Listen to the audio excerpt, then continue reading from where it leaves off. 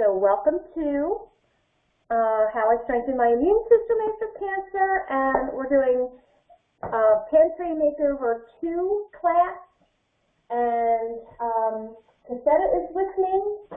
I don't know if Kim is coming. I thought she was, but she might not. Something must have come up. And Jessica is with us, and Angela is supposed to come. She's going to be late. So this is the Makeover 2, Pantry Makeover 2, because I felt like there just wasn't enough time last week. Mm-hmm. So one of the things that I realized that I didn't get to do, and I think I might have mentioned it, that I have on one side of my kitchen all of my baking stuff. Mm-hmm. So I have that, all together on one side. And then go over to, and my kitchen is still being remodeled. We're not finished yet, just in case you see some hanging wires. And then up here, this is my cabinet that I have all my herbs and my spices for cooking. So I kind of organized it that way, and then all of my drawers over here, and my cabinetry has all my cooking stuff on that side and my baking stuff over on this side. So I did it that way because I was able to, and I know, some people aren't able to, so you just do the best you can with what you have. And then the other thing is, like, I look at my pantry as being my cabinet. I also have a room going down the basement. Right now it's being renovated, so there's no shelving, but I had a whole wall just with shelves. So I also used to use that. And so that's also going to be coming back. Although I didn't have this pantry cabinet next to the fridge before. So that really has been a blessing because it's very roomy and holds a lot. And the refrigerator and the freezer also are important, and I consider them part of my pantry. So I'm going to move this over here. Oh, let me bring these. Sorry for all the moving around. I'm going to bring this over here, and I'm going to bring it closer so you can see. And I'm going to go through my fridge a little bit first. And I guess you can see that okay? Mm-hmm. So of course I love butter. So butter is something that I have, and when it's on sale, I buy it and I freeze it. So I have lots of butter in my freezer. And I make sure, this one is grass-fed, and it's imported from Ireland. And the Ireland, or like over in that area in Europe, is just better. They don't have the same kind of junk that we have in our stuff. So this one isn't organic, but most of the other ones I have are organic. And here's the peanut butter that I was talking about that I get from Martindale. It's just peanuts. There's nothing in it, and it's organic dry roasted peanut butter. And of course, once in a blue moon we'll have a peanut butter and jelly sandwich, because sometimes you just get, you feel like having that. But I also use this to make peanut butter cups with dark chocolate. Yum. And I make it, and I think I mentioned last week, I make it with some coconut flour, either some honey or maple syrup, a little bit of salt, vanilla, and then I use the dark chocolate to make it. So that's what I use this for, mainly. Unless I have a recipe, I do make some, once in a while I'll make some no-bake cookies, and peanut butter is one of the ingredients. And they're super easy to make. And then I have my maple syrup, This one is an organic maple syrup. They say grade B is actually better. This is grade A. It's just what I found at the store, and it tastes good. But there's something about the grade B that they say is better. I'm not sure anymore what those details are. And we do like pickles. Sometimes we get pickles for sandwiches. I make cheese and pickle with mustard. And if I have like a tea, I'll make little small sandwiches. But after my husband tasted them when I did have a tea, he really liked that sandwich. So sometimes I'll make it for him for lunch. And I just get cheddar and I slice it down and I put these on with, on bread with some mustard, and he's good to go. And these are nice because they're sliced real thin. You can do that with a regular one. If you have like one of those slicers from Pampered Chef or whatever, and you just like mandolin kind of slicer, and you could slice a whole pickle that way. And then I don't get these often. These are bread and butter pickle chips, and they're organic, and they're on the sweet side. And I get these once in a while. I never had them before until, I don't know, a bunch of years ago. I knew my mom's friend from California, Emma. She had sisters that lived in South Philly. And one of the sisters needed some extra help. And my mom and I would go over during the day and help her and, take her out and make sure she was eating, doing what she needed to do. And so her and her sisters used to put this out for lunch. And I tasted them and I was like, oh, I really like these. So it reminds me of them. And just once in a while I'll get them. And they probably will expire before I eat the whole thing. So, but what are you going to do? These are pitted Kalamata olives. And I believe they're Greek. They're organic. I use these pretty much only for my Greek orzo salad, which is like a favorite in my family. My daughter loves it. Rich loves it. Everywhere I take it, everybody loves it, wants the recipe. It's simple, and it's just delicious. It uses feta cheese, some vegetables, and a dressing that you make, and orzo pasta. So I don't know if I showed you the last week, I get some organic whole wheat orzo pastas, and they're really good. So the next thing is, once in a while, you need to use Worcestershire. I can't pronounce that. The W sauce. Worcestershire sauce. I think that's right. The W. Yeah. And they have an organic brand. I probably got it at Martindale's or Whole Foods. I'm not sure. So sometimes you need that. Of course, soy sauce. If you're making anything Asian, you need your soy sauce. I get the organic tamari, and it is gluten-free soy sauce, reduced sodium. So it's just, because soy sauce is high in sodium. And the thing about soy, like I don't use any soybean oil. I don't eat any soy except for this. I'm not a person that would like cook a lot of that kind of stuff anyway. Oh, there's Angela. Hi, Angela. She must not be fully on yet.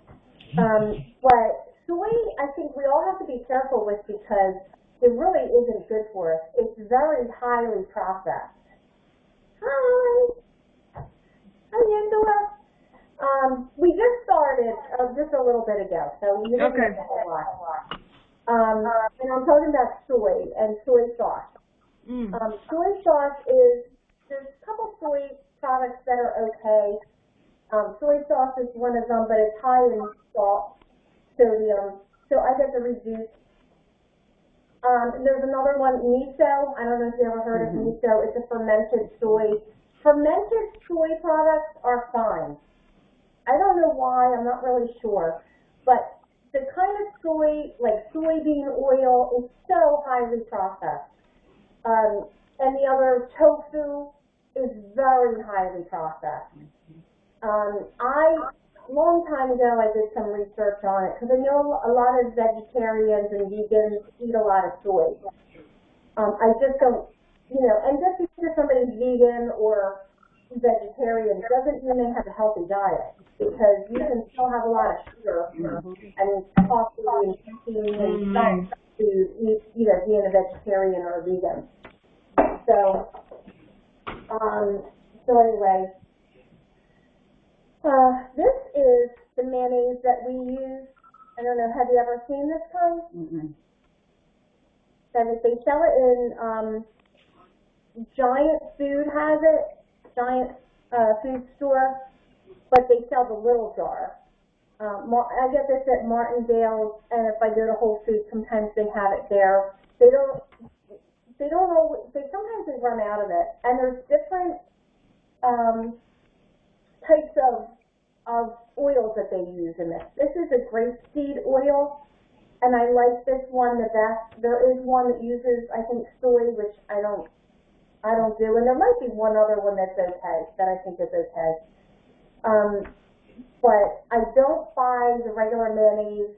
Like, just think about a dairy product just on the shelf and being able to be shelf stable for years. It kind of just doesn't make sense. This is sold in the refrigerated section. And there's not, a ton of ingredients. So it's cold pressed grapeseed oil, filtered water, brown rice syrup, which is a sweetener, a natural sweetener, apple cider vinegar. There is a soy protein in here. I'm not exactly sure what that protein is, but it's kind of further down. It's not the main ingredient. Sea salt, mustard flour, lemon juice, concentrate, and that's what's in there. So there's no dairy in here at all. I would like to make my own mayonnaise, and it's super easy. I just never did it. And you need an immersion cleanser with that, which I have. And these are just some mustards that I got. These are, not expensive. I love Dijon mustard. I use it in a salad dressing that I make, and just regular mustard.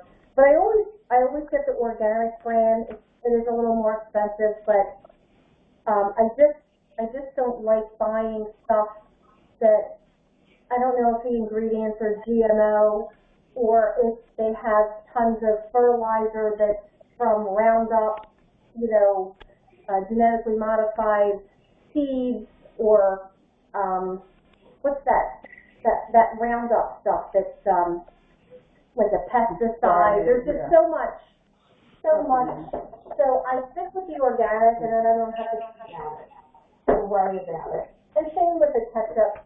The only thing I use ketchup on is scrambled eggs. Once in a while, when we have scrambled eggs, I use ketchup. There is a version of ketchup that has no sugar, because ketchup does have sugar in it.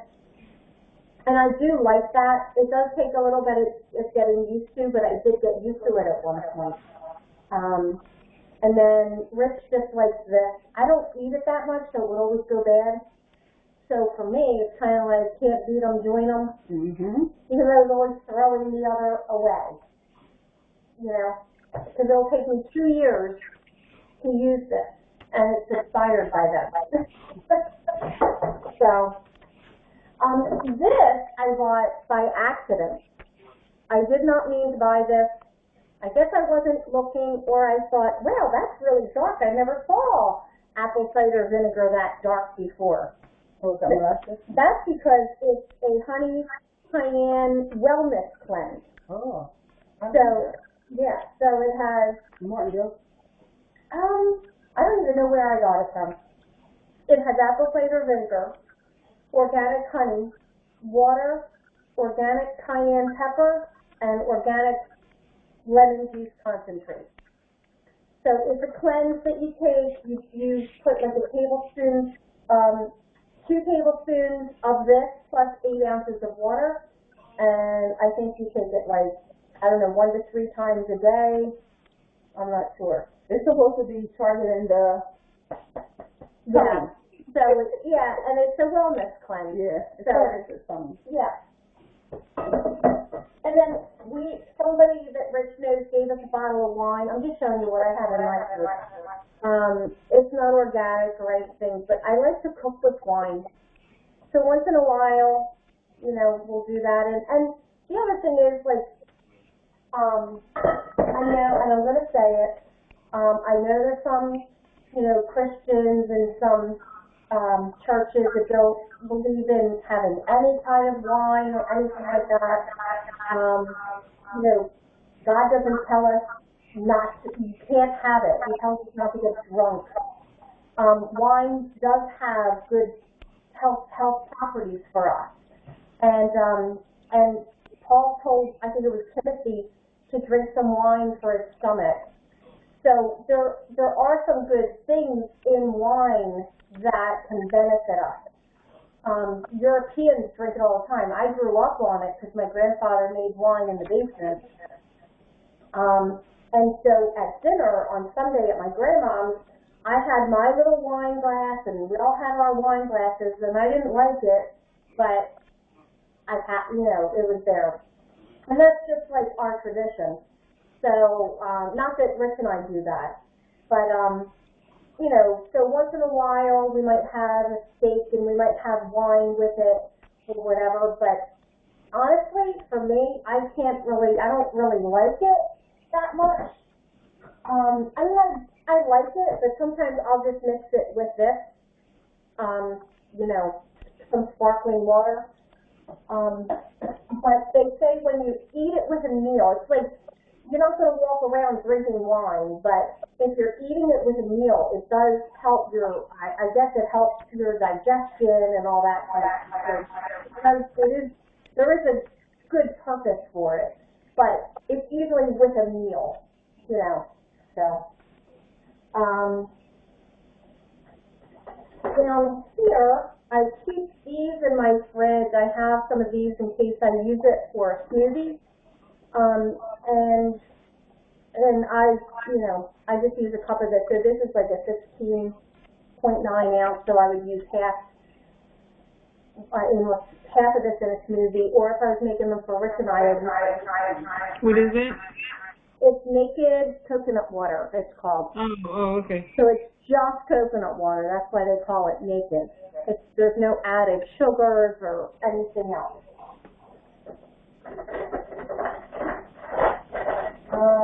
I think I showed you this before. Just unsweetened coconut.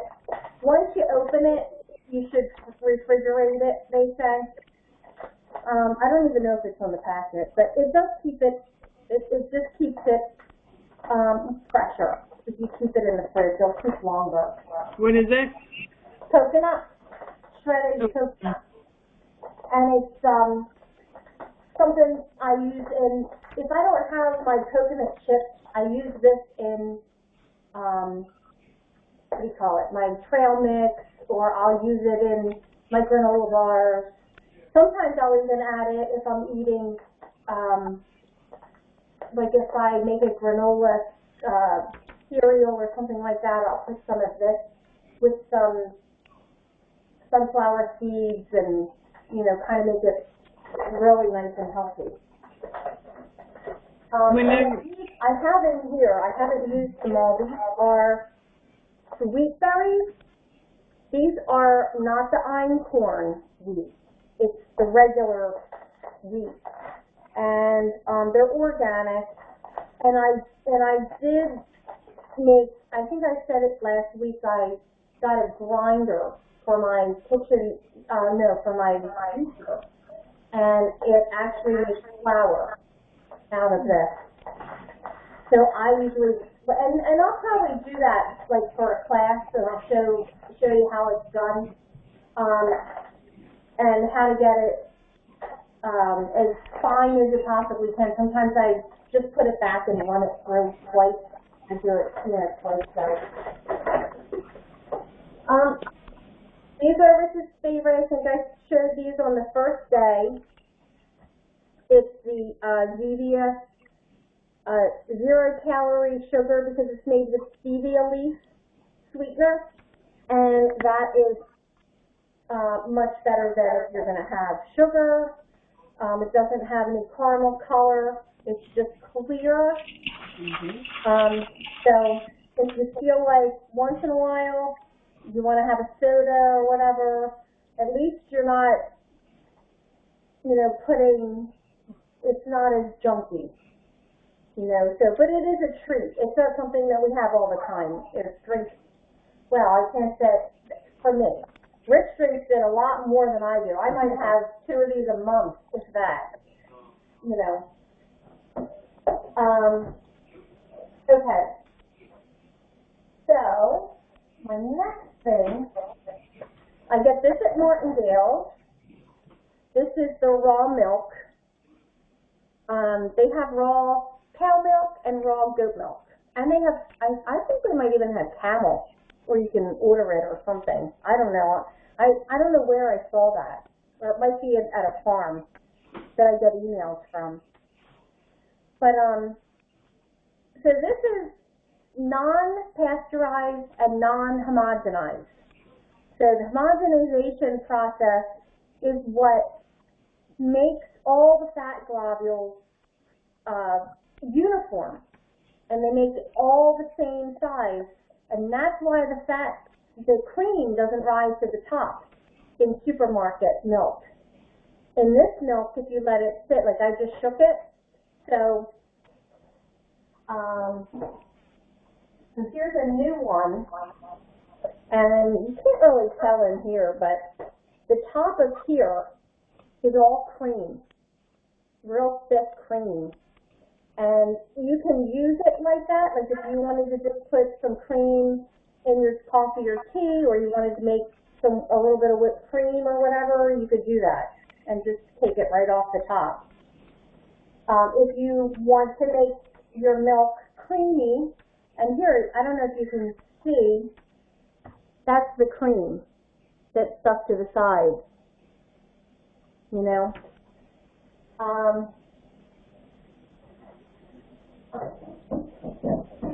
And the other thing is, I just posted something on Facebook today, but raw milk is now, the sale of raw milk for pets is being banned in Massachusetts. So a lot of states either have banned it, so you can't buy it, you can't sell it, can't drink it.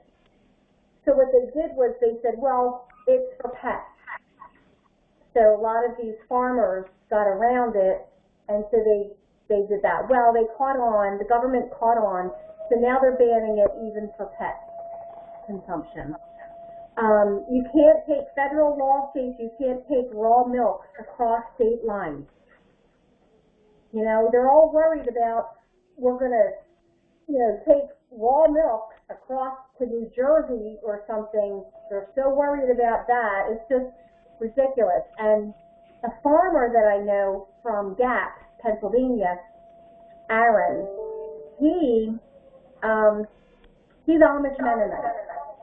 So he drives, and we would just get orders, like take orders, and he would deliver it every Tuesday, I think it was. And he would go to Jersey, Delaware, I think he even went to Maryland sometimes. He got stopped going over the line, going over the state line. And it's like, come on, are you kidding? Since when did we allow the government to tell us we can't have real food? Like, how did that happen? And why? It's like, why would they do that? What? Why would they do that? Well, why do they do a lot of things? Because there's lobbyists for the dairy farmers that just want to make profit. So they don't want to compete with the real stuff. It's more, this is organic, raw milk. So think it's organic. Is it organic? No, it's grass-fed, raw milk. So they don't want to compete with that, and so in the, I guess it was in the late 1800s, early 1900s, what happened was I'm just going to put this away real quick. When Louis Pasteur invented or came across the pasteurization process, at that time there were people that were, dying. They were getting dysentery. They were, testing all kinds of stuff, and so they were dying. So Louis Pasteur came up with this process called pasteurization, that because they were saying, well, it's the raw milk. The milk is making people sick. It wasn't really that as much as the water. It wasn't clean. Their sanitation was just way beyond, behind the times. They just were unsanitary, and that's what really was happening. Now there were some farmers there who were not clean. They weren't careful, and pathogens got into the raw milk and caused problems.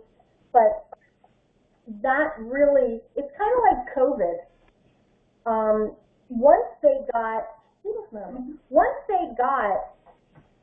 Once the problem was there, it was like they used it as an excuse for other things, to take things away from us. And that's how I look at it.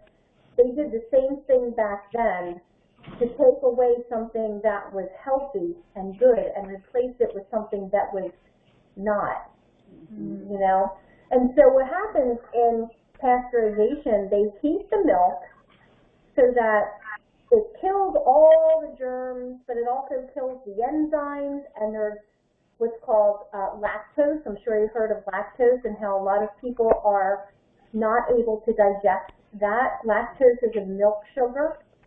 You need lactase to be able to digest it, but that enzyme lactase is killed during the pasteurization process. So you don't have the lactase in the milk to help you digest the lactose, the milk sugar. That's why people get gas, they get cramps, I used to get doubled over in pain. So I don't really get that with raw milk now. So I don't, have that issue. But most of my life, I had no idea what was wrong with me. I just had stomach pain all the time. And I remember as a kid, I was in the store with a friend of mine, and I was doubled over like this in pain.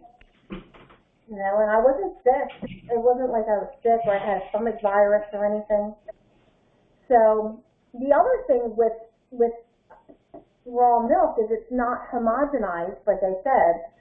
So the fat globules are all different sizes, and that prevents the milk fat from going into your bloodstream and causing problems. So when it's all uniform and they're tiny, because what they do is they put the milk through a very fine sieve, and that sieve breaks up all the fat globules, and they become all the same size. So that can those tiny little fat globules can get into your bloodstream, and that's what can cause, your clogged arteries or whatever it can cause, but it can cause problems. And God knew what was good for our bodies and what was not. Man comes along and changes it and destroys it, and we consume it, and then it destroys us. And that's happening with a lot of food products. So this milk is old. This milk got sour, and it's old. It's from like February 7th. But I keep it because I keep saying sour milk is, first of all, raw milk does not putrefy. Raw milk sours. So you can use raw milk raw sour milk in baking, like baked goods, if you're making banana bread or cakes, and it calls for. But I think that's what they use in sourdough bread, right? Yeah, whatever. I'm not even sure. I never made sourdough. But you can use this in recipes, and you can even drink it if you like the taste. It's not going to hurt you. But I also use it in sour raw milk is great as a foot soak, because it really helps your feet. Because like if your feet are rough and dry, it really helps moisturize them, and it works really well. So you put 2 cups of raw milk with about 5 cups of hot water, and you soak your feet until the water gets cool, and then after that what I do is I do a sugar scrub on my feet, and it's unbelievable. Like, I remember saying, I can't believe that's my feet. So I'm going to try that with this feet of mine. Yep. So, and then, like I said, I have some sparkling water. Sometimes I've done it before. I haven't done it in a long time, but I would make some apple juice in my juicer and add some of this and make some sparkling apple juice. Or orange juice, I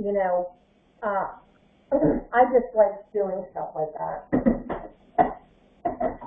And then this I have some green tea, and that is unsweetened, in case you want some. There's that, and then behind there I did make some organic black tea.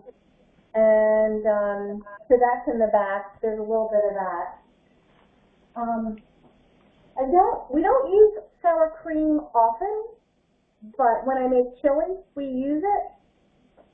Basically, that's pretty much. Or if I make a taco salad, like I'll get the ground beef and make this taco meat and season it and everything. Then I'll get tortilla chips, put them on the bottom. I get some lettuce, even some cucumbers, tomatoes, whatever. I might get some beans or refried beans that I make. I have a great recipe for that. It's easy. And some raw cheddar cheese, and then maybe put a dollop of this and a dollop of some guacamole that I make. Very simple also. And that's like one of our favorite meals. It's quick, but it's also delicious, and it's very filling. Like, I can't even believe we both finish it, because by the time you're done, it's like up to here, stacked up to here, but it's just so good. And then I have some yogurts that I use. I always buy the plain, and then if I want to put some maple syrup or honey and some vanilla, I'll do that, and then I'll put some fruit in it. But I have to say, it's not as sour, and it's not as hard to eat with, like, just by itself. I can eat this by itself. The other stuff that's not organic or grass-fed, I can't. It's way too sour for me. This one, I don't like it as much. The taste is okay, but it's runny. So I don't know if you'll be able to see it. I don't know if you can see it. You see how runny it is? It's hard to see. I don't know if you can see. Whoops. Let me see if I can turn this down. Oh, I got it. Yeah, there it is. See, it's like milk. Yeah. And I don't like that kind of yogurt. I like this yogurt. So I bought this, and I can use that in my smoothies. This is a grass-fed organic Greek yogurt, so it's much thicker. Yeah, that was smart. Is it so? I think so. Hold on. I was trying to show y'all Narissa. Say hi, Narissa. Narissa, now you know, do what I just did, right? Say hi. That's my daughter, Narissa. Say hi. And she just turned 14 yesterday. Nice. And I've known her since she was really little. 2? Yeah. Oh my goodness. So, yeah, so I really do like this one, but I also have, I got it on, I think I got it on Free Cycle. Somebody was giving away a yogurt maker, and it's just a long thing, and maybe that'll be part of one of my classes. And it comes with these little cups, and you put it in, and it heats up.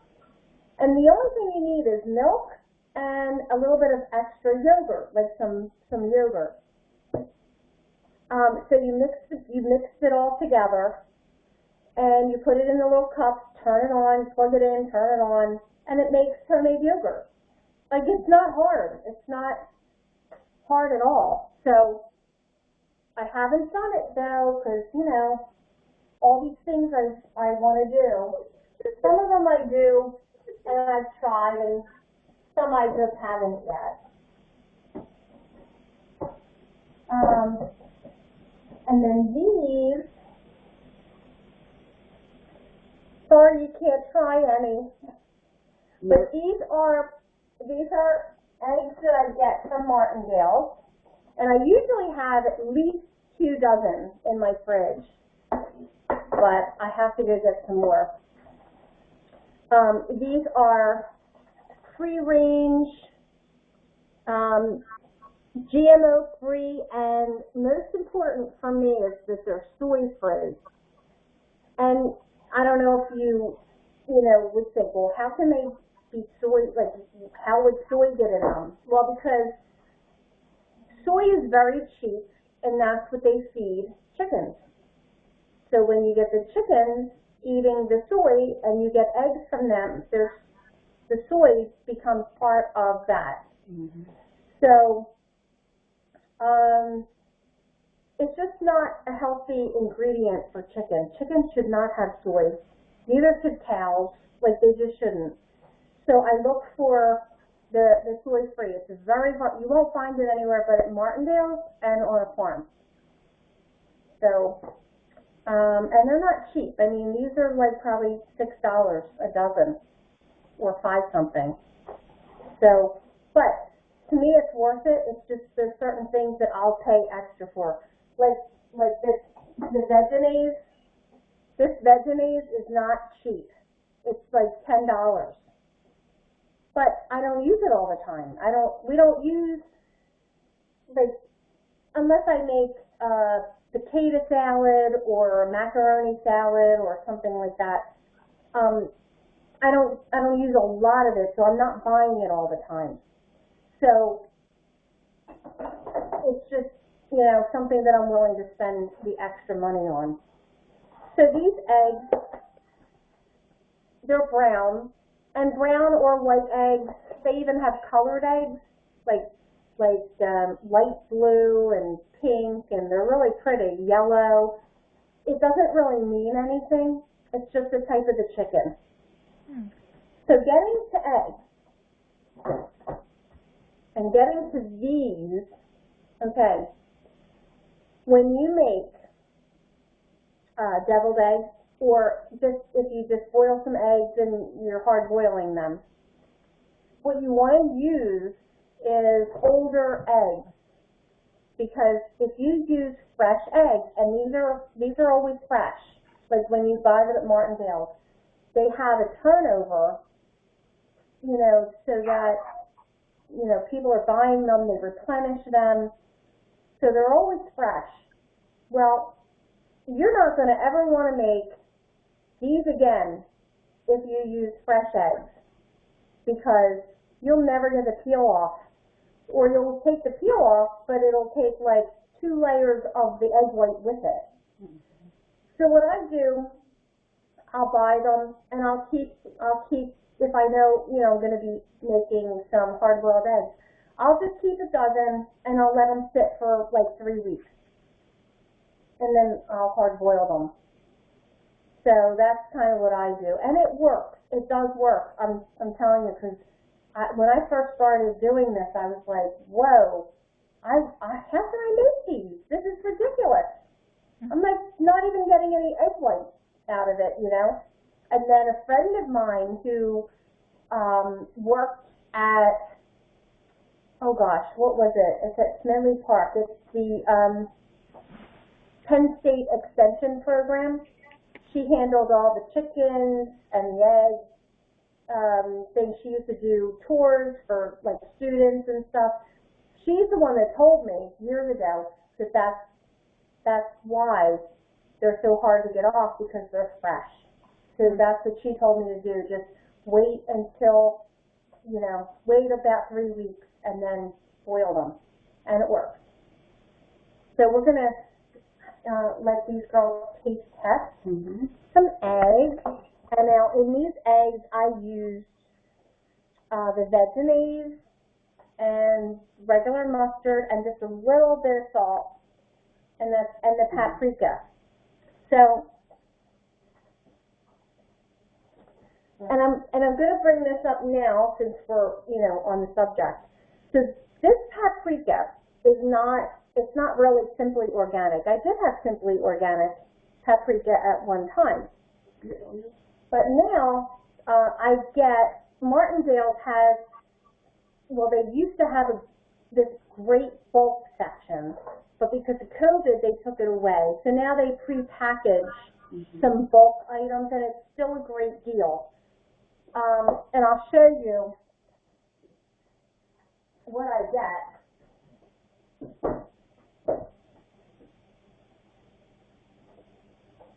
I like this. Here's smoked paprika.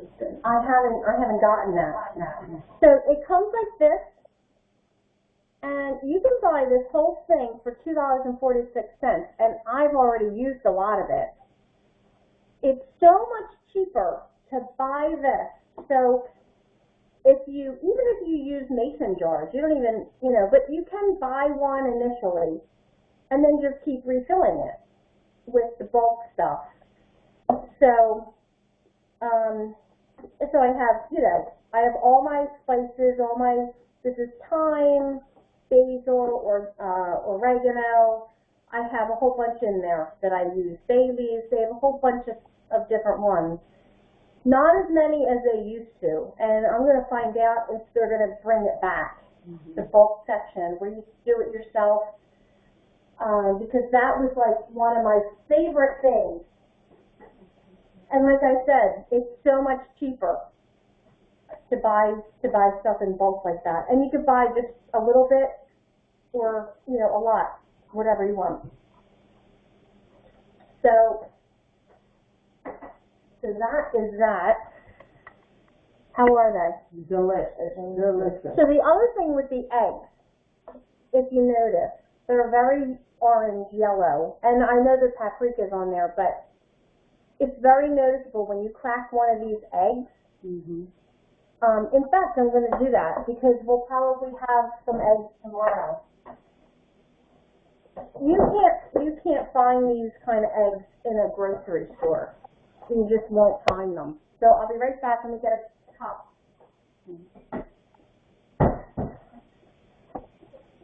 All right, and I'm going to put this down here like that.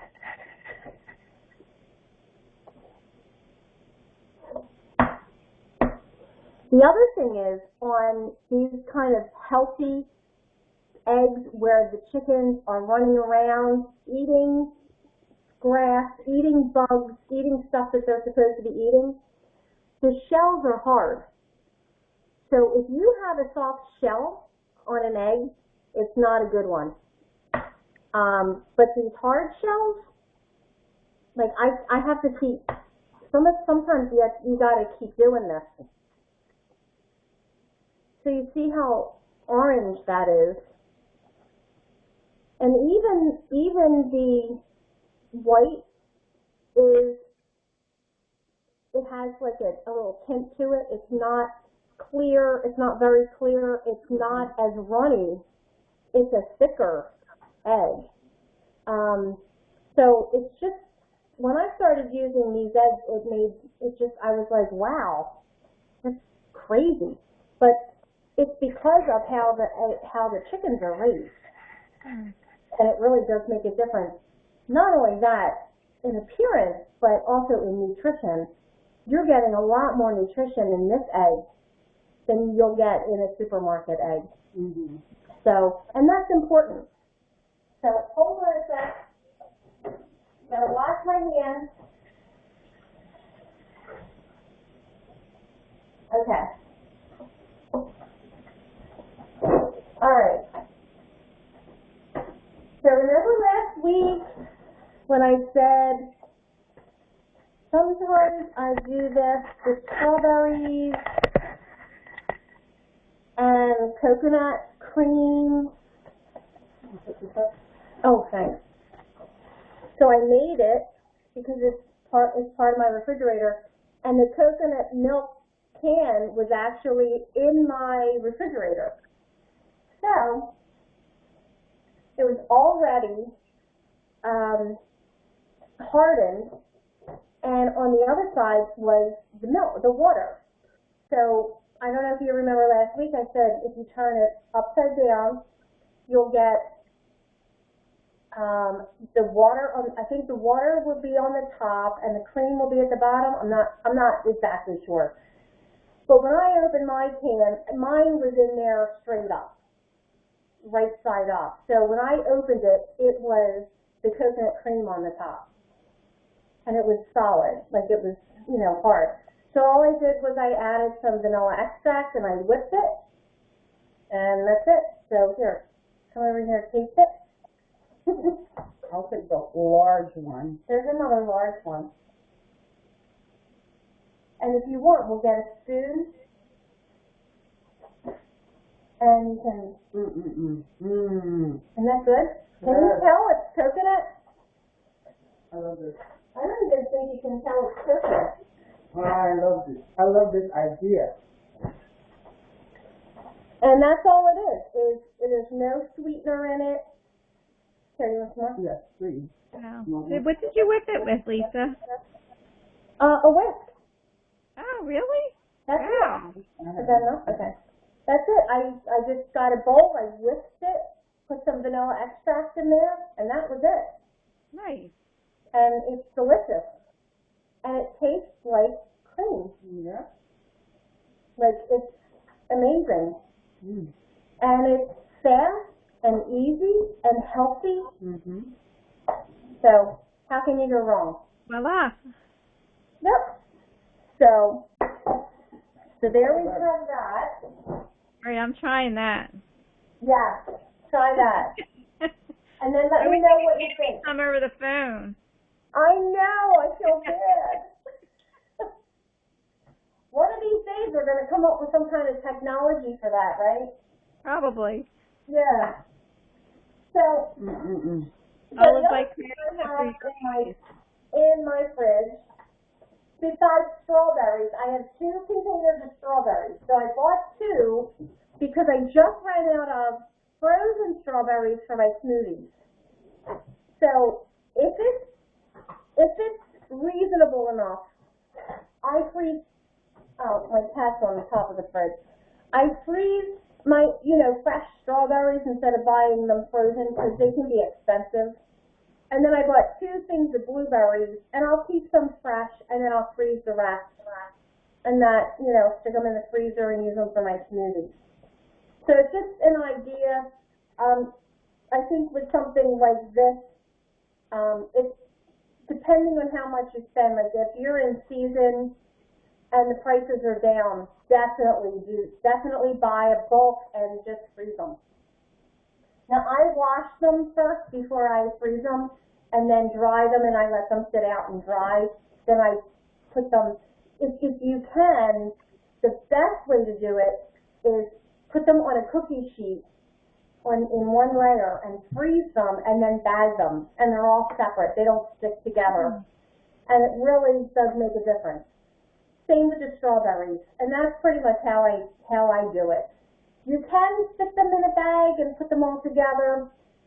Then I feel like then they're going to get more icy and stuff. So I don't. This, I seem to always have one of these in my freezer and in my fridge, and this is just chocolate. It's like chocolate chips with some coconut oil, because I might want to do some strawberries, or I might want to dip some cookies in whatever, you know, if I'm doing something. And then this is just the leftover, so I don't want to waste it, so I just keep it in my fridge, and then I just reheat it. I put it in a pan of hot water, and then just melt it again, and you can reuse it. These are chopped up dates that I'm going to be using to make that date cake. So this is 1 cup, and it calls for 1 cup. So I did it ahead of time, and I just chopped them all up and then separated them into 1 cup and stuck it in the fridge.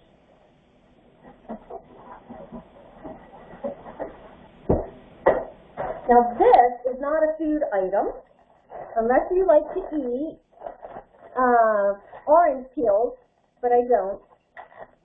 I hydrate mine and make tea. Oh, nice.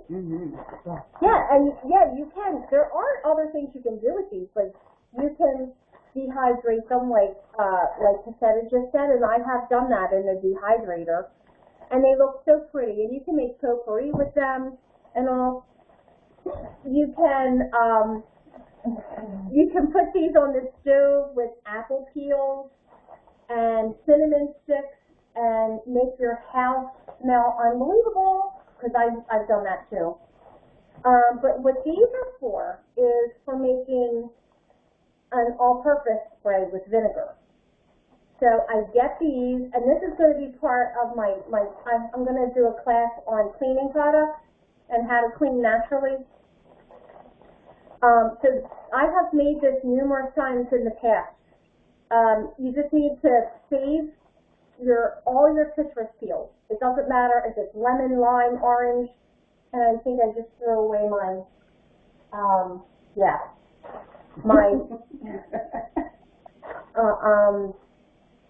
grapefruit. So any kind of citrus, you could throw it in a bag, stick it in the fridge, and then when you have a whole jar, whatever size jar, in fact, I think I'm just going to put these in probably tomorrow in the jar, pack them down, and then add vinegar, and just let it sit for like a couple weeks, and then strain it into a spray bottle, and use that for, you know, cleaning your countertops and in your bathroom, and it works well. So, because vinegar is, you know, it's a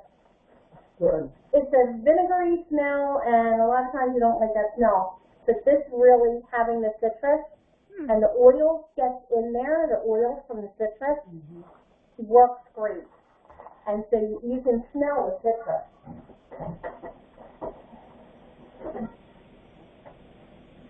So this is interesting. I don't know if you guys, you've had it, right? And do you drink it? No. You don't drink it? No. She never had it that way. Okay. So this is a young coconut, and I'm going to get my coconut drill. No, you're excited. Coconut water is one of my favorite drinks. And then the jelly in it is... So this is my coconut drill that I bought. And of course you want to, you know, take this packaging off. And I can even do this. So if I can do this, anybody can do it. And it's this coconut, they call it a drill, but it's just manual. But it's real sharp. So what you do is you twist it, and you keep pushing it down as you twist it. And then you pull it out, and you put a straw in it, and you drink the coconut water. And what I do, when I'm finished drinking the coconut water, I actually throw this in my backyard. And the next day or a couple days later, you're going to find it has been ravaged by squirrels, rabbits, whatever. They love coconut. And it's so good for them. So that's what I do with these. And this little thing, I don't remember, I got it online somewhere. You can get them probably on Amazon. I got it from a specific company, some coconut company. But so when you pull it out, there's a hole, and this is, goes straight down. So it's going to be filled with the coconut because you're going into the coconut. So you take this thing, you push it down, and the whole thing just comes right out. And you just wash it or rinse it, and you're done. So it really makes a difference. If you don't have this, how do you do yours? Oh, no. Okay. So it can really be a struggle if you don't have something like this. This makes this so much easier, and there's no overwhelmingness to it. It's just easy. It makes it so much easier.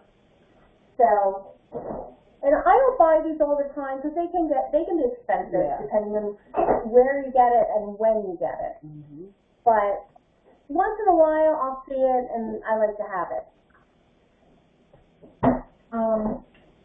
Okay, so this is the very bottom last bit of my salad dressing. So I only use salad dressing that I make. I don't buy any salad dressing that's already prepared. It's just so easy. And I don't have a microwave oven in my kitchen, so you get used to it. And it just becomes normal. And that's how it is with salad dressing. So I have this great recipe that we got from Rich's friend's wife, Barbara. Very sweet woman. And Ellen is as funny as can be. So they had us over a long time ago for dinner, and she had this dressing, and it was so good that I asked her for a recipe, and she was nice enough to give it to me. And it's so good that everybody loved it. And my stepson, when he was here, he stayed with us for a while, and I made it. He just loved it. And then after he moved out, he told us he makes it by himself. I gave him the recipe, so he makes it. And so it's like a staple in our house to have this. And it's a very simple, once you get used to it, it's just a quarter cup of, this is the balsamic. Now I also do, I get a quarter cup, but I put a little bit of balsamic, and then I'll put apple cider vinegar, or you can do all balsamic, or all apple, whatever kind of vinegar you want. So it's quarter cup of vinegar, and then 3/4 cups of olive oil.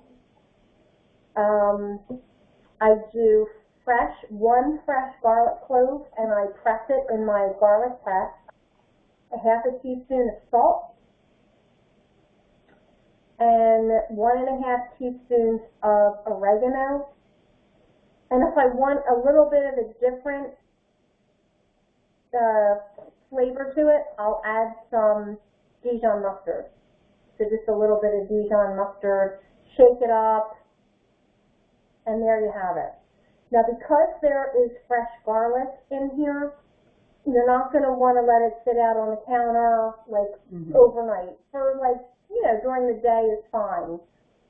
But put it in the fridge, and then when you do that, unfortunately, because it's olive oil, the olive oil gets hard when it's in the fridge. So if you're going to use it, you might want to take it out. If you're using the stove, maybe put it near the stove so it softens up, or run it under some warm water. Not too hot, because they will break, and I know that from experience. Or putting it in really hot water, it'll make it break. So, and then you can't use it at all because, you don't want to eat any glass. Sure. So, but, you can see, this is just a little bit, so it's gonna get warmed up pretty quickly, but if you have a whole jar of it, it's gonna take a while. So, you might want to prepare. Or if you're making it for dinner that night, then you don't have to worry about that. You just let it sit out until you're ready. And also with the garlic, like, because it's fresh garlic, I would say use it within a week. Use one garlic for that whole jar? Mm-hmm. Well, no, it's only half a jar. So you can, the recipe I gave is only for 1 cup. Okay. So it's a half a jar. Okay. And I tend to use, like, I don't use tiny little garlic pieces, so if I have a bunch of garlic, like little ones, I'll use a bunch of them in my garlic press. It works out great. Because all those little ones that you have, you know, who wants to be, you know, peeling all of those, making, you know, when you're making stuff. I like the big pieces for when I'm cooking, and then when I'm making this, I use the smaller pieces in my garlic press. It's perfect. So I get to use all my garlic. But because of the fresh garlic, I forget what happens to it. I don't know if it ferments or something happens to it, so you can't leave it too long because it's fresh, and that's a good thing. And I'm going to be right back because it's a little leaky. Okay.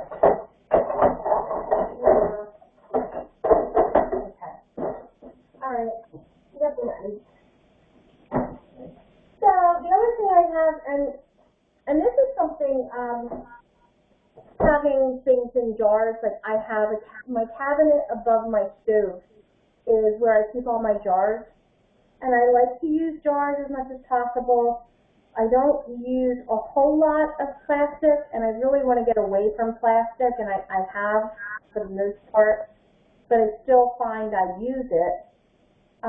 But this is just some gravy and meatballs that I made the other day, and I just stuck it in here. I won't freeze it in here, even though they say you can. And if you do want to freeze in the glass, you do want to leave some headroom, because what's going to happen is, you know, when things freeze, they expand. So you just want to be careful. Anything you freeze in glass, just leave it, you know, leave some headroom for it to expand.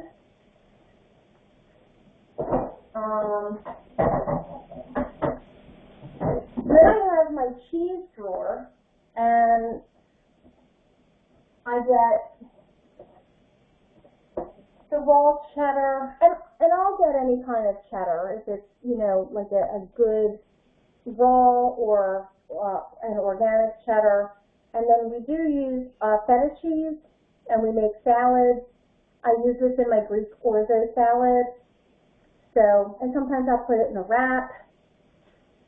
So we do love our cheeses. This is not raw. The soft cheeses are hard to come by raw.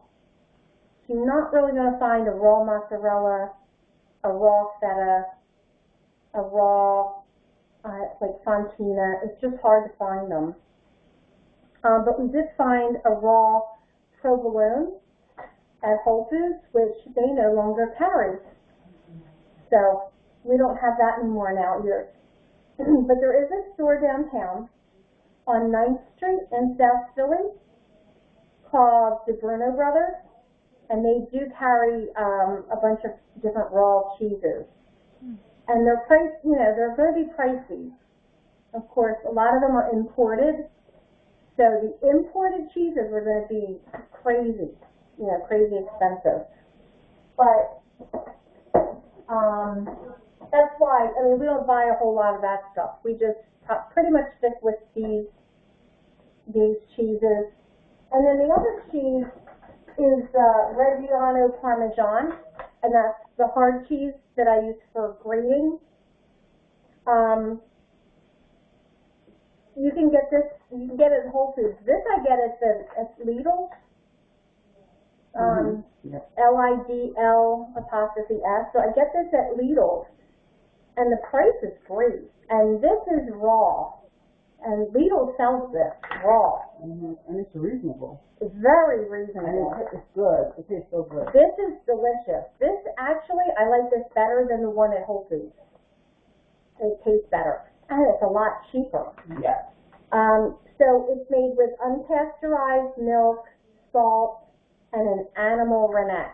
And that's, you know, any cheese like this is going to use an animal rennet, or I don't know how you pronounce that. I'm not sure exactly what that is, but sometimes they have a vegetable one, or like for a vegan or whatever. But they do use the animal one in here, and it's really good. I even like shave it, and I put it on salads. It's so good.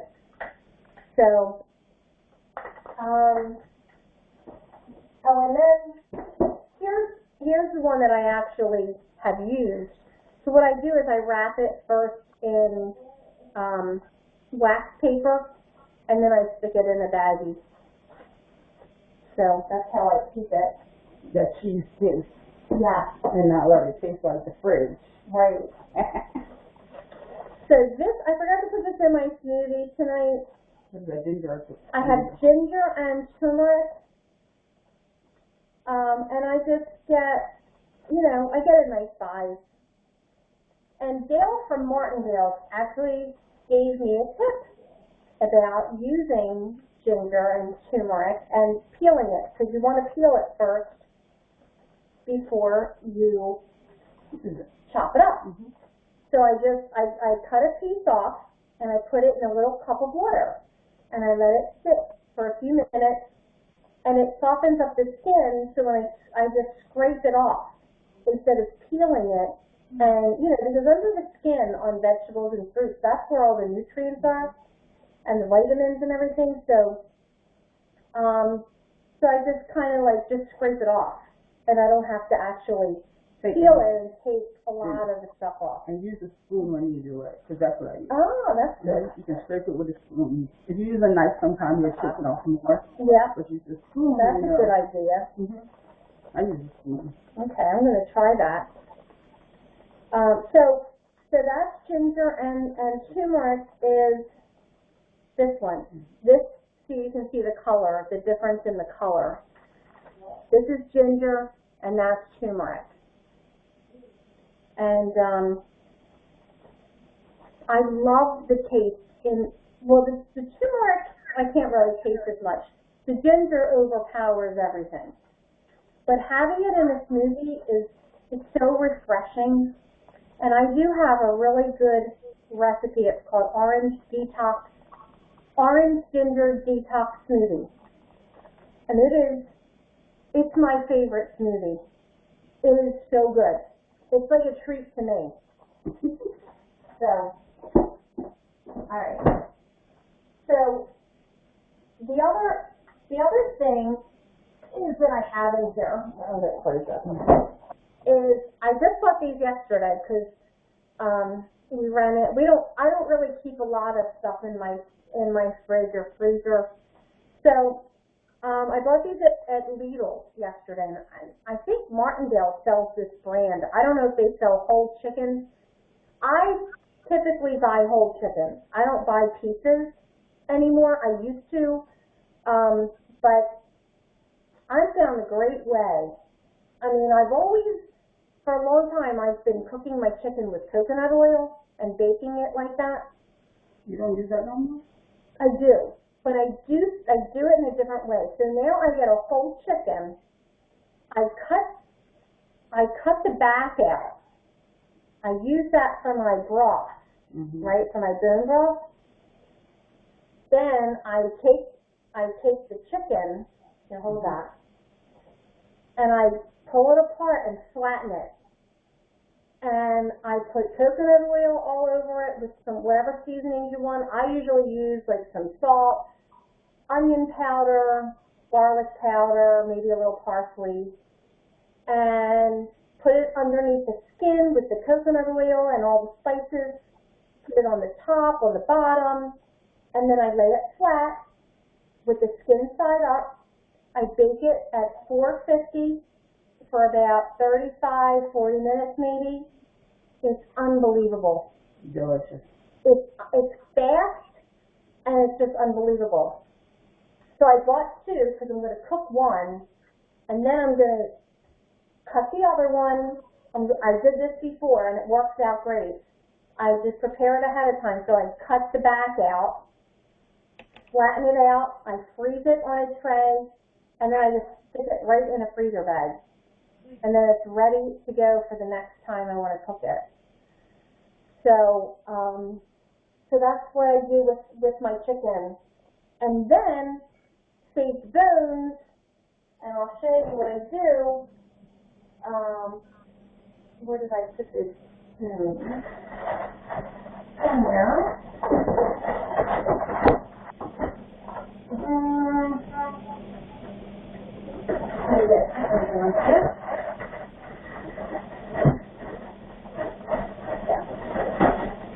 Okay, so sometimes I have a big bag, sometimes I have little bags, and I just save the chicken bones. And, you know, as long as you're not going to bite the bone, like, you know, put your mouth all over them and stuff. Right.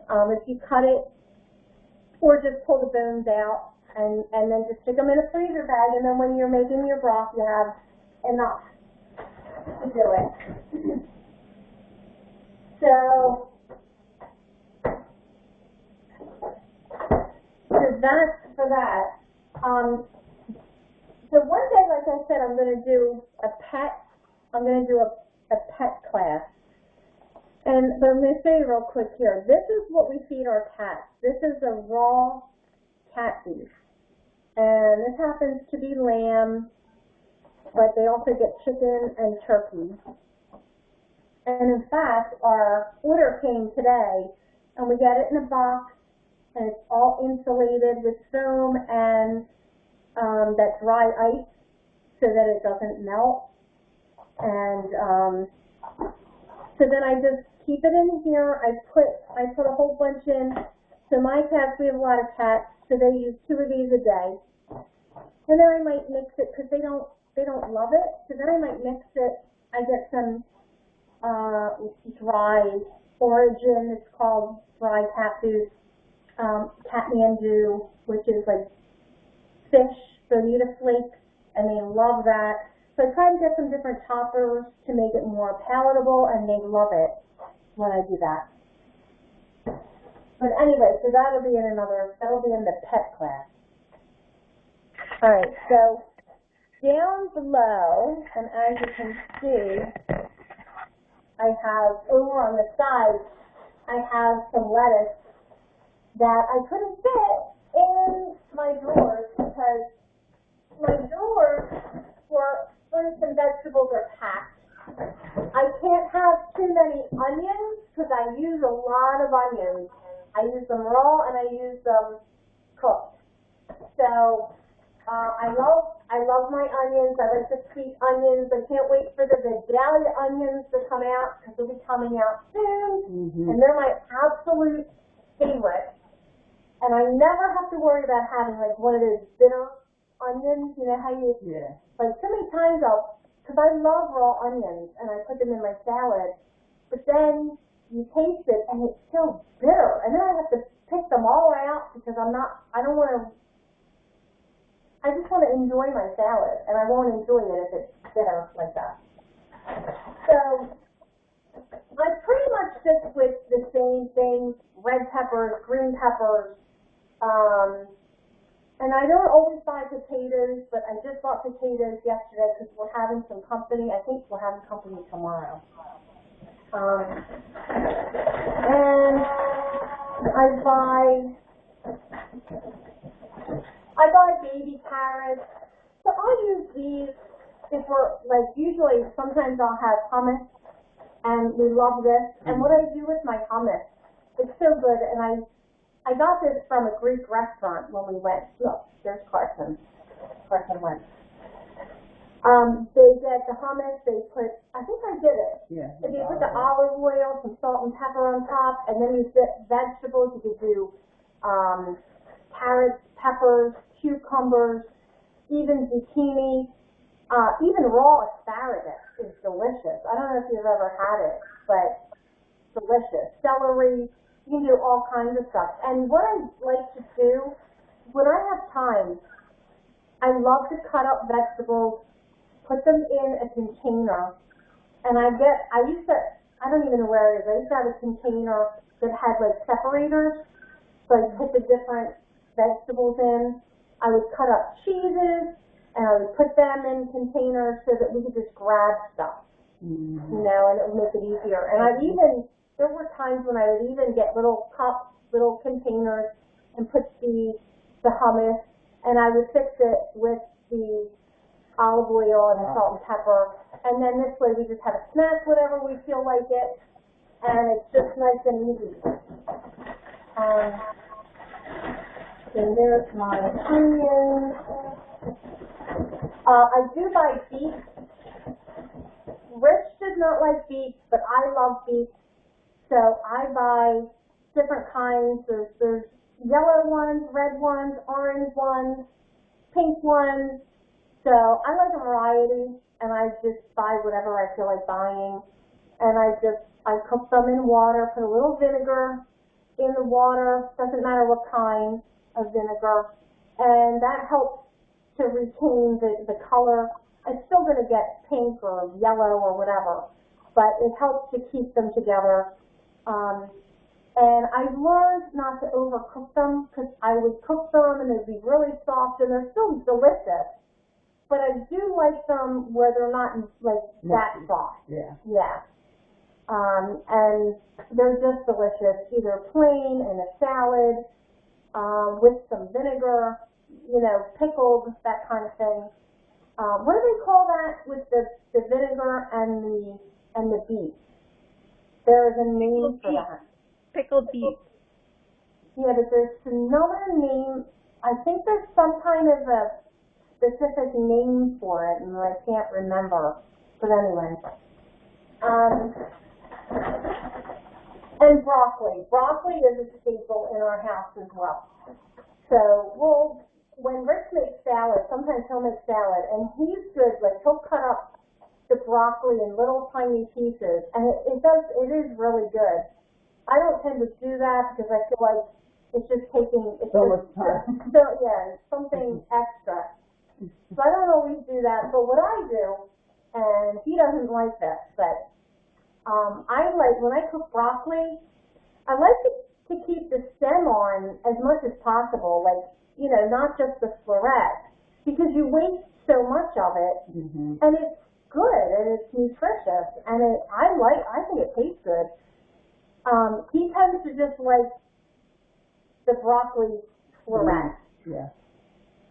So when he makes it, he does it that way. When I make it, I make them long, and that's just how we do it. And, but broccoli is always in our house. And I do cauliflower too. In fact, I'll show you, I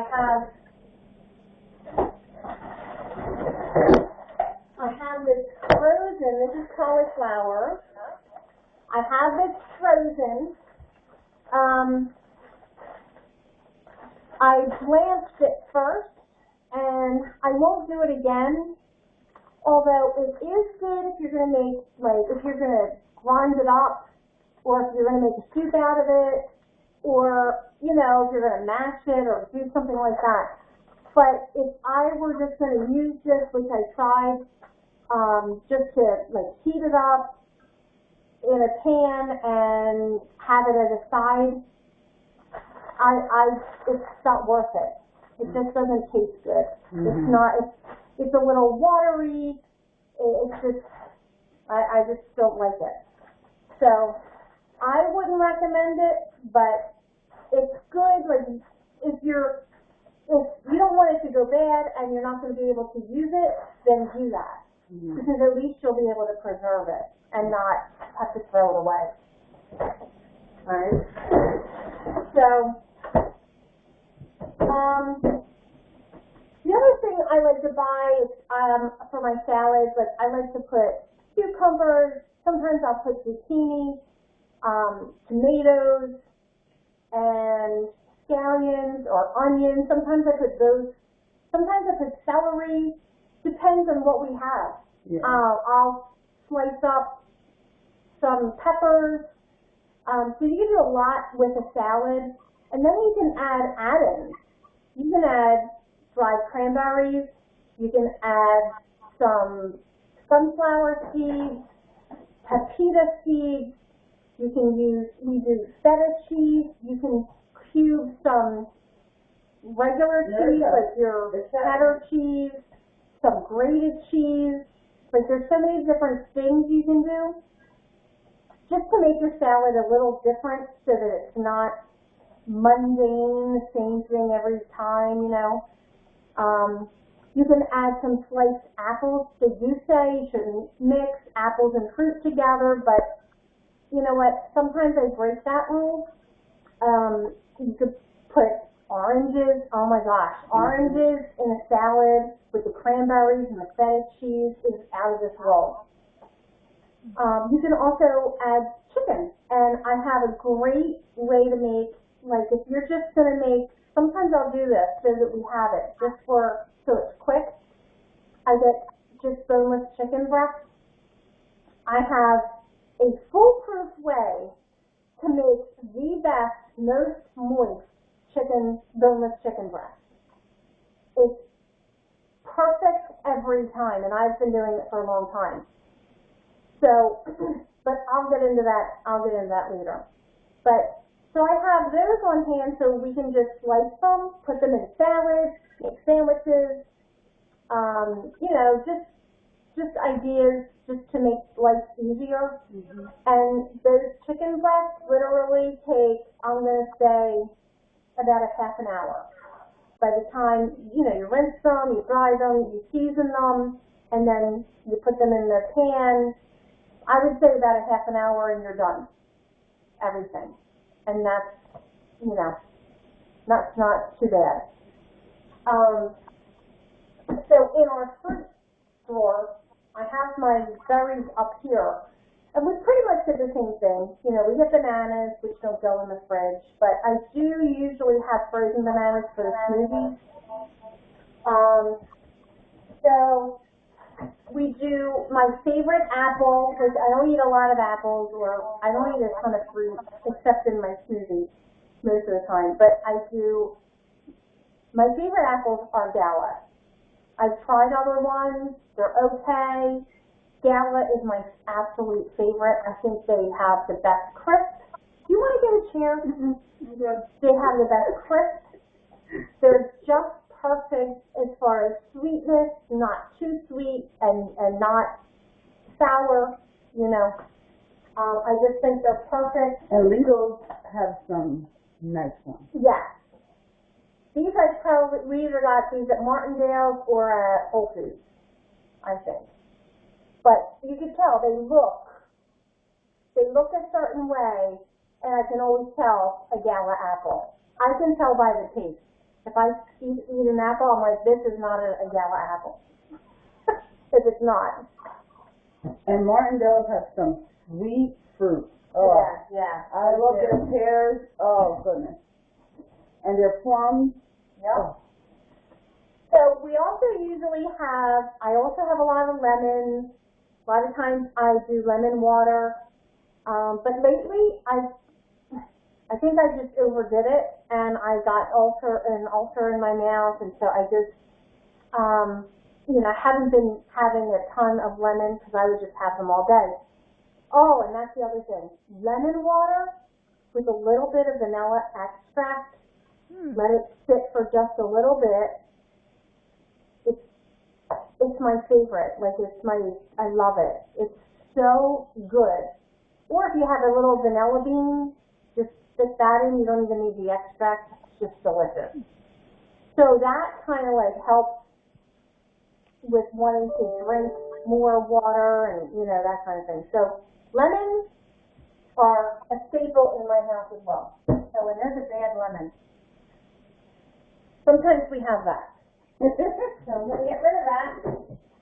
I also usually have grapefruit in my fridge.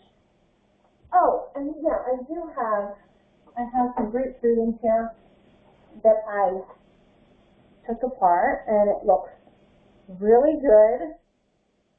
You want to take some? Here, I'll grab a fork. A couple of forks. One for you. Up now.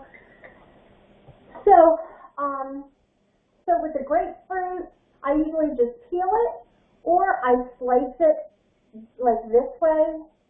So here's one end, here's the other end, and I just slice it that way. And then I go around the edge with a knife and then cut each section.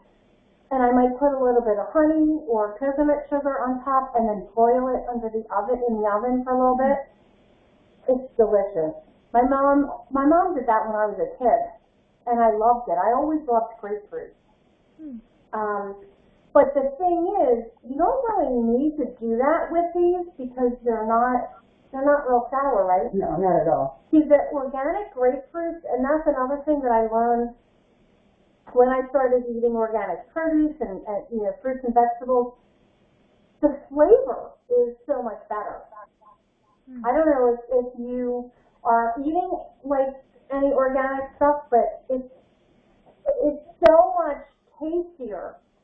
It's unbelievable. So you're not going to really, I haven't really had a grapefruit that was like,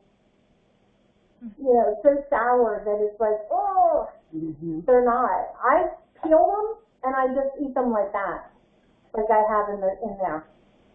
So I didn't used to do that before I started eating organic. The only way I really ate grapefruit before was how my mom did it, and I would have that for breakfast. And that was, we did white sugar back then. Or honey. So, we usually also have oranges in our fridge, but we don't have any oranges right now because Rich ate them all, and he loves oranges, and he just peels them and eats them like they're candy. That's one of my favorite fruits too. Yeah, and grapes. Grapes is another thing. We usually have grapes. Lately they've been very high price-wise, so. And not great. They've been so high and not great. Really? I haven't really been buying them. I did buy them probably about a month ago, but that was the last time. And then there was a stretch for like a year where I couldn't even find organic ones. And, so we really just didn't have them. They say with produce, there's the Dirty Dozen, and you can look up what the Dirty Dozen is. There's some fruits and vegetables that you do not want to buy unless they're organic.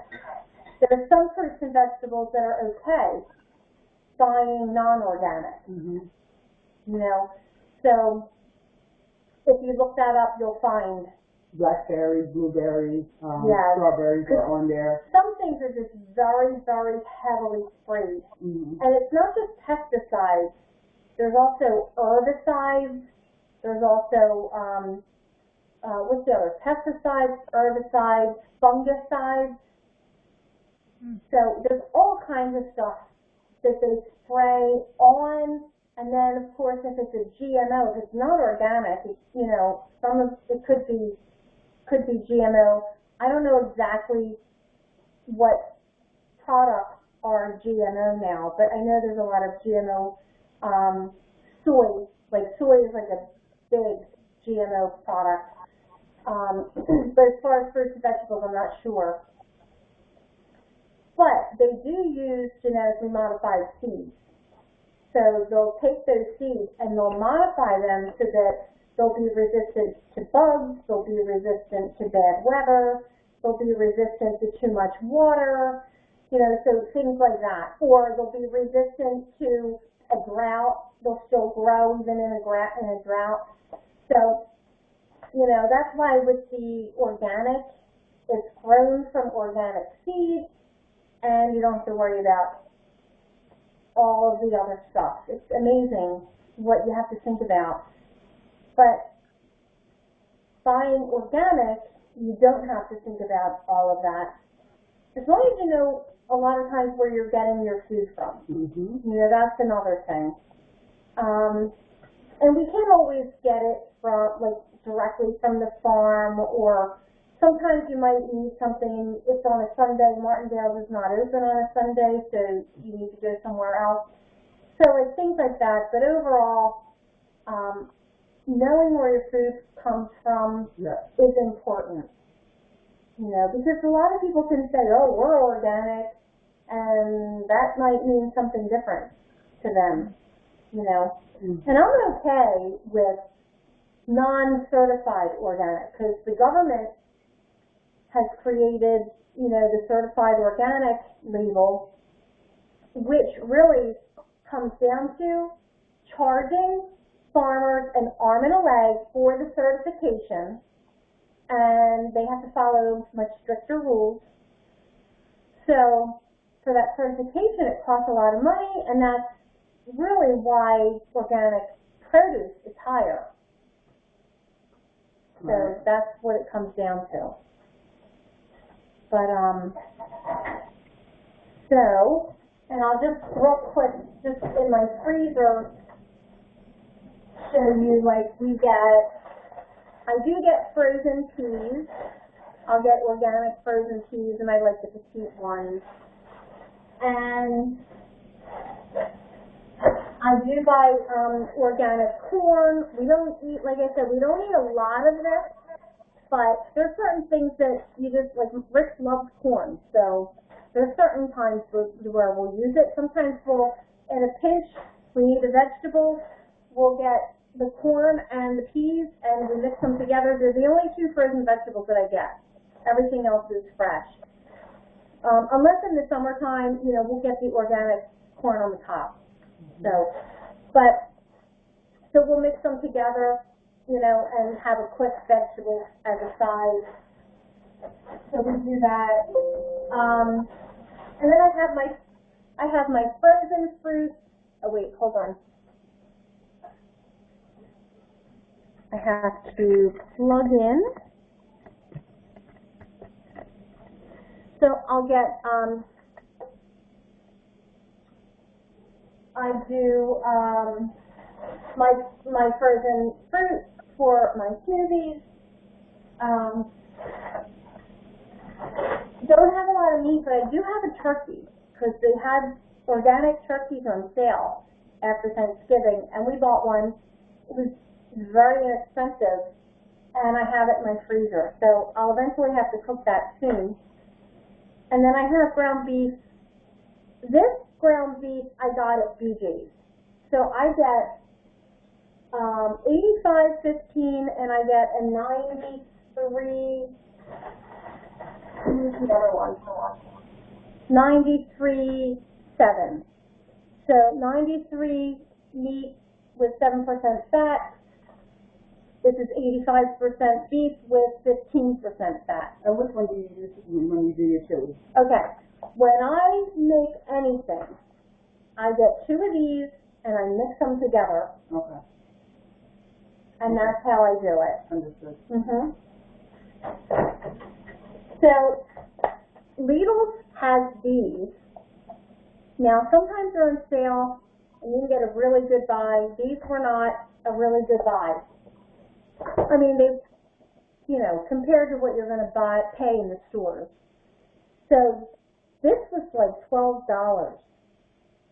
And I splurged because we rarely get steaks.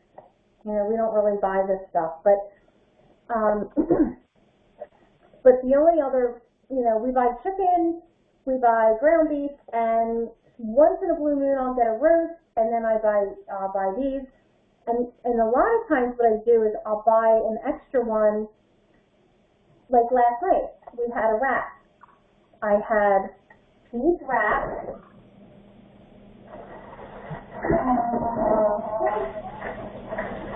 Where's my wrap? Here it is.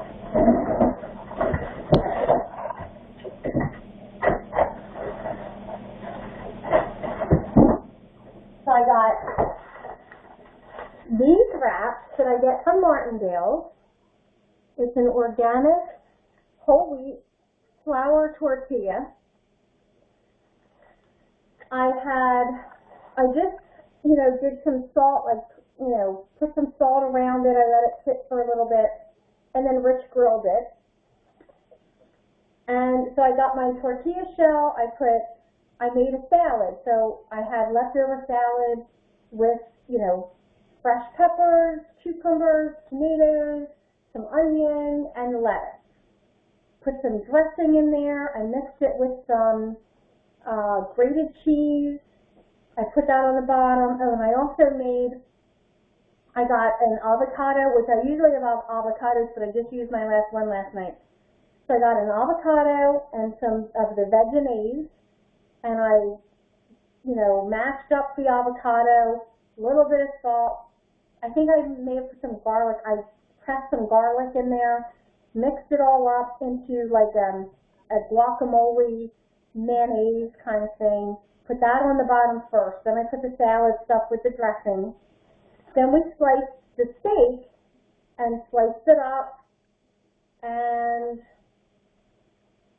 I think that was it. That sounds good. And then I just rolled it up. It was delicious. And it was quick, So we did that. And then I want to show you these two. Rich likes these. I like them for quick. Instead of going out to eat, ordering a pizza, if we need something, although it's not really quick because it takes 50 minutes in the oven, but if you're doing something else and you don't have time to cook, throw these in the oven, and they're really good. They're $2.99, I think, at Martindale's. And they have different ones. These are organic beans and rice with cheddar cheese. Yeah, I tried it. Yeah, they're good. And they're little. I can eat one, but Rich would need two. And if you have a salad with it, that's even better. So the other thing I just want to show you is hot dogs. I don't eat a lot of hot dogs, but there are times when I just feel like having a hot dog. So these are organic, uncured, 100% grass-fed beef hot dogs. They're not cheap. You're not going to get these for $2, or anything like that. They might be $6 or $7, but it's worth it to me. I mean, I don't eat them. I probably eat. In the summertime, I'll eat more because of the grill. But I've had these in my freezer for 4 or 5 months, and I ate one. So that goes to show you. And honestly, I forget about them a lot of times. But if I'm gonna have a hot dog, I want it to be as healthy as it possibly can be, and I want to like it. These are delicious. Now, the best hot dogs come from Western Pennsylvania, from Wadding's Meat. And we discovered Wadding's when we were, I don't know who told us about it. Somebody told us about it. I don't know if my cousin Debbie did or who, but so we have a house out in Western Pennsylvania in Dayton, PA. And Wadding's is, I don't know, I'm going to say 40 minutes from our house.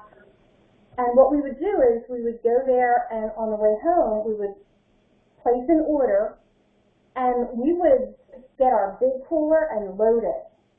Bring it home. I gave some to my daughter, stuck it in the freezer, and we had it for months and months and months.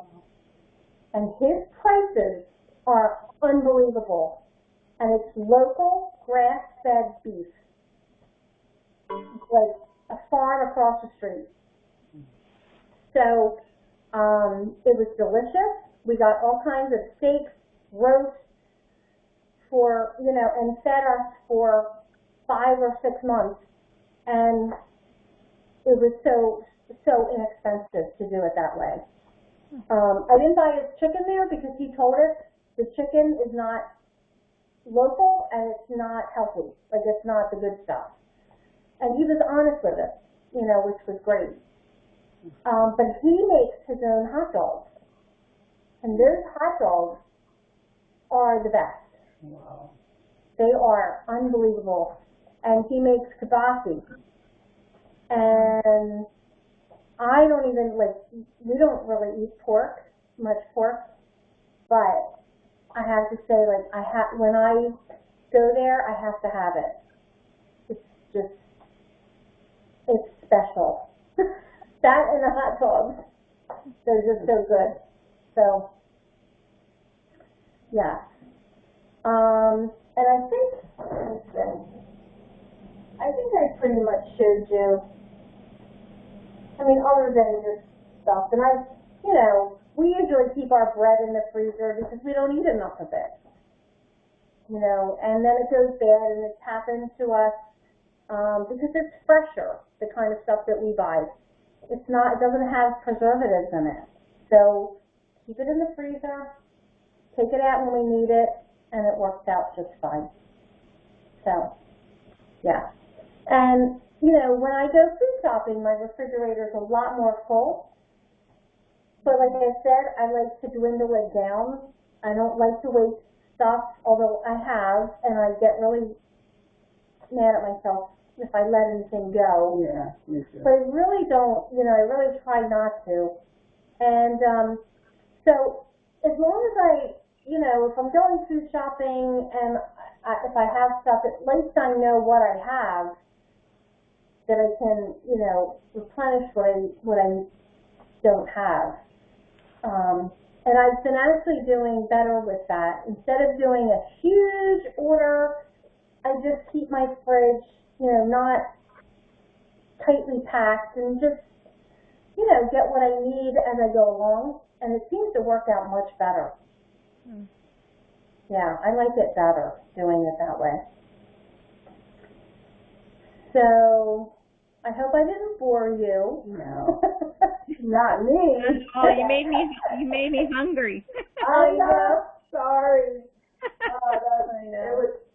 I normally don't even eat dinner. I said, it's Tuesday. I have dinner or something. And I said, he never sees this. So, so I hope it helped. I hope it was informative. Yeah.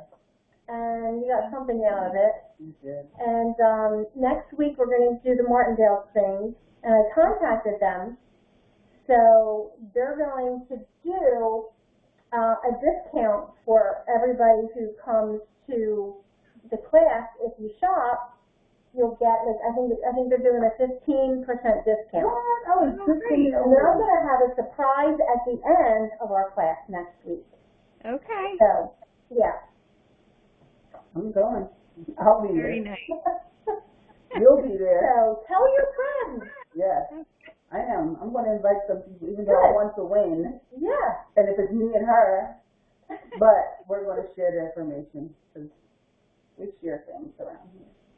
Yeah. So are you going to videotape that, or should we be at Martindale? I'm good. Well, you probably want to go. I'm not sure if I'm going to be able to video it. If I can find somebody to do it, because I'm not going to be able to walk around with my phone, Right. So if I can find somebody, who can do it, then I guess I'll do it. But if not, I'm not going to worry about it. We're just going to go, and I don't know if Nancy's going to be there, or whoever it is they said, there will be somebody there in charge of, who's, in the supplement section. That's the main thing. The rest of the stuff I can, kind of guide you around and explain, different things. Of course, I don't know all of the products, and I don't buy all of their products. Right. But there are certain things that I have to get there because I can't get anywhere else. Right. Mhm. No, it'll make me go, so I'm going to try to get there. Is it going to be at 7? What time would be good? What time would be good for you guys? I'll be home by 4:45. Okay, how about you? What time is good? So usually John gets home at 6, and then actually 6:30 he gets done at 6. Okay. So probably 7 would be best, but I can try to see if my mom can sit with the kids too. All right, yeah, we'll do it. Earlier works better for you. I'll try to be. I was planning on 7, but if I wanted to see if you guys wanted to do it earlier, that would be fine. But 7 is fine because they are open until 9. Okay. Mhm. So we can, we'll be fine at 7. Okay. So. Well, that sounds good. Yeah, see? Sorry you wasn't here for the goodies, but I came. I'm excited to try that coconut stuff. It's so good. And it's so easy. It's so good. It's so easy. Yeah. Yeah, try it, and if you try it this week, let me know. What you Okay. think of it. I'll be curious to know. All Will right. do. All right. Well, Good. thank you so much. Oh, thank you, and I'll look forward to seeing you next week too. That sounds great. Have a blessed week. All right. Yeah. Bye-bye. Bye. Bye. We forgot to go on Facebook Live. No, I didn't do it on purpose. Oh.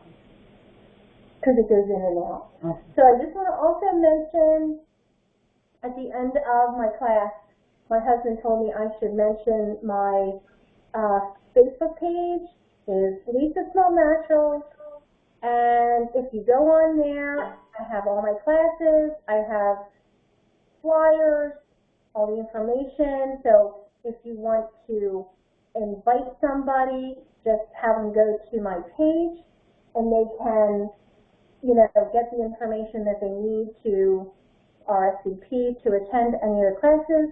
All my classes are free, and I do them at my house.